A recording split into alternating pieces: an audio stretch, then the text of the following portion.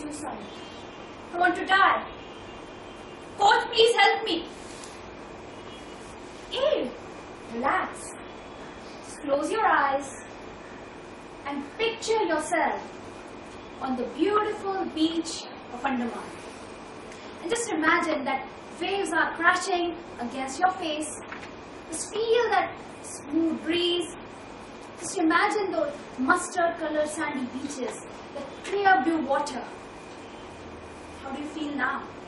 And just imagine for a while that all your worries are going away with the waves, merging into the sea. Hey coach, I feel better. I want to live. I feel blissful. Good morning, Toastmaster of the day, fellow Toastmasters, and everyone who have ever been to coach. Don't you just agree with me that coach is this very special person who brings out the best in you? Don't you agree that coach is that one person that makes you feel that no problem in the world is insurmountable? Haven't you ever felt that coach magically seems to possess solution to every problem? That's the power of coach on an individual. Coach somehow seems to transform everything in your life. That's what a coach does. And I'm here to talk with you that how you can become a coach. There are some people who are excellent, like Vikram, who calls himself Coach Brando, and who claims to be world-class coach. But then there are other people, like you and me, even we can instill that coaching process or that coaching thing in us. And I'm here to share little tidbits, 3 secrets of how you can become coach in your field too. But to start with, I want to demonstrate a little bit of coaching process with the help of a role play. And for this role play, I would like to call upon Toastmaster of the day, Ludvina. Can I please have you on stage? So in this role play, Ludvina is going to be an employee and I am going to be her boss. And in this role play, she is somebody who is very demotivated at work, who feels like her life is going nowhere, and who is not really upgrading her skills. And I am here to motivate her so that she can upgrade her skills and thereby she can move ahead in her career. So let's try this and let's see how this works out. Good morning, Ludvina. How are you? Okay. Good morning. Okay. What happened? I'm not happy with the way the things are going on in the office. What happened? See, Ludvina, you have been a star performer. In last 5 to 6 years, I have seen you have every year you have won Star Employee Award at least once in the whole year. And suddenly I've been seeing that you seem to be losing interest in your work. And you are not achieving your targets also. So what could be the possible reason? I don't know. I don't understand this colleague of mine. He always keeps talking behind my back. Why doesn't he come and speak straight? Okay. It's affecting your work? Is it affecting your concentration? Yeah, I think so to some extent. And I don't know. I don't seem to be enjoying working around. Alright. But I've seen that you are very good with processes. So why don't you go and take up some certification with processes? Why do you bother so much yourself about people? Rather than bothering yourself with people, how about upgrading your own skills, reading more books, and maybe getting some certifications? That will help you in your appraisal process. Okay, I think I should do that. I used to do that earlier. Then what happened?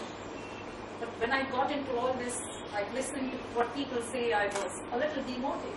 Oh, that is sad. It happens all the time. See, we are in the corporate world and things like that exist, elements like that exist, but that shouldn't affect your motivation level. See, you are a very valuable employee of this company.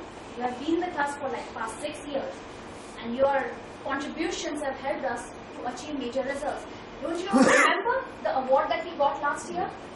Best Company Award in that trade show that happened last year at Delhi? Yes, that was wonderful. And you were appreciated at that? Yes, I remember that. That was really very good. Why did I come down to this level? I think I must do something for it. Okay. So that's what, Ludvina, that's what I'm trying to tell you. That if you've been take up more certifications, if you will get more knowledge about your work, about processes, the area where you are an expert, I'm sure that you will get like double-digit pay rise. Not only that, but you can apply for Star Employee Award again, and you'll get that also. You will be recognized at work. So why to bother about those people? Yes, I think what you say makes sense.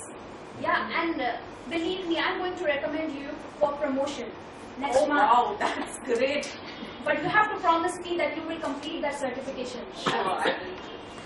And not to get affected by all those people around you. Definitely. I will say that. You are a wonderful employee, Ludvina. Just stay the same. Thank you. Thank you.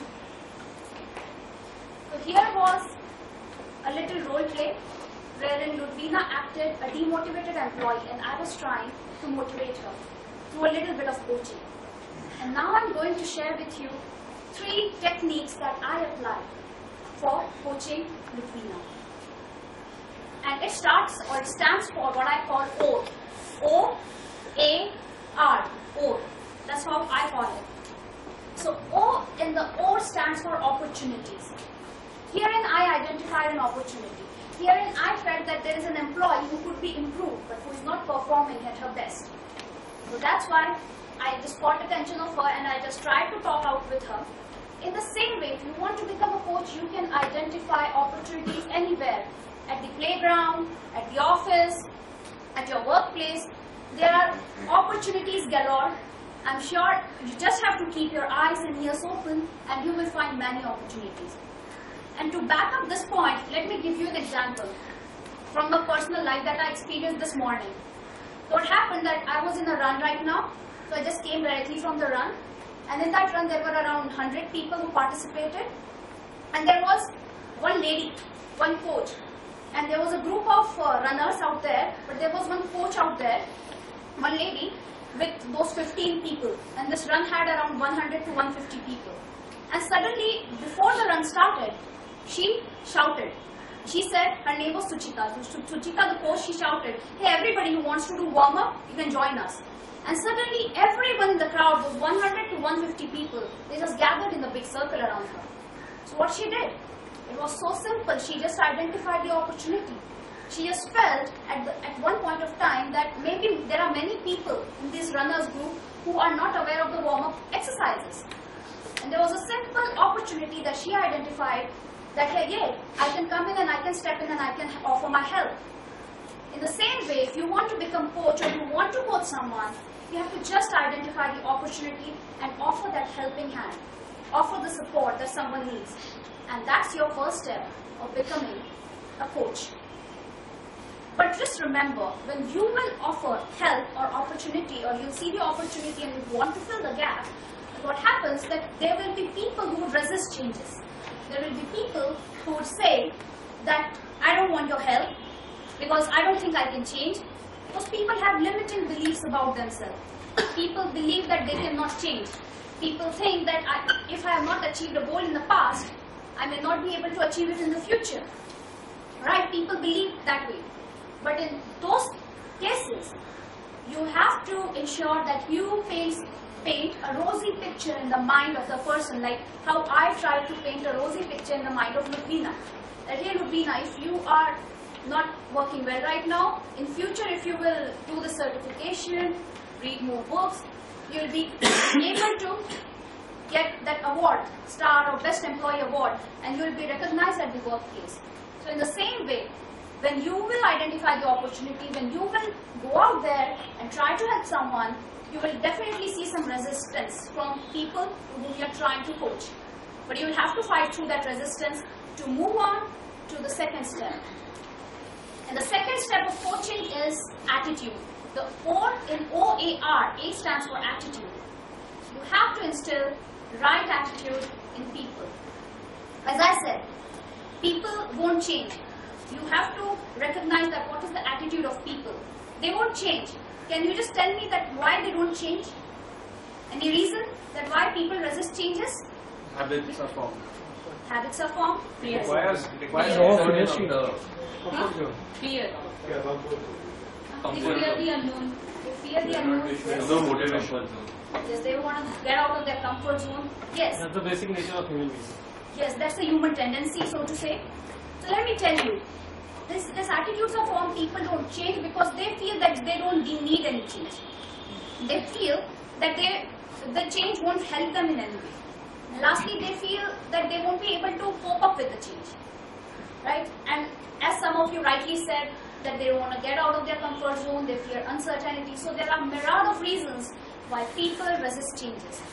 At that point of time, you have to instill right attitude. You have to identify the attitude, and there are certain things or certain tools that will help you out at this point of time. And those tools are leadership, communication, then compliance, and you have to tell your mentee the value of discipline, that how discipline is so important in someone's life and how discipline will help you in achieving your goals. So that point of time, this is the second point, that in the OR, first identify the opportunity, identify the gap, and secondly, identify attitude and try to correct that attitude in your mentee. Lastly, the R in the OR stands for rewards. So once we have identified opportunity, once we have identified attitude, once you have tried to rectify that attitude, third thing that human beings will definitely fall for is reward. So you have to reward if you see the change. And that means you will have to constantly keep your eye on the mentee. You will have to constantly monitor that what are the changes in his behavior, and you have to reward positive behavior. Not only that, but you will have to reinforce positive points. You have to tell him again and again that, hey, you have a goal to achieve. Because if you don't take the ownership of the goal, if the mentee won't take the ownership of the goal, both will get demotivated in the whole process. You have to reinforce the point again and again and again and reward positive behavior. Because rewards help in forming habits, as somebody rightly said. And habits get repeated at the workplace. So that's why it's important that you reward and celebrate success of your mentee. Now, let me talk to you once more and let me try to reiterate what I said right now. O in the O stands for identify the opportunity. A stands for identifying the attitude, and R stands for reward positive behavior or changes, like how we give rewards in the form of these ribbons every time to speaker to motivate them. So follow the O and you are on your way to becoming a world-class coach. Over to you.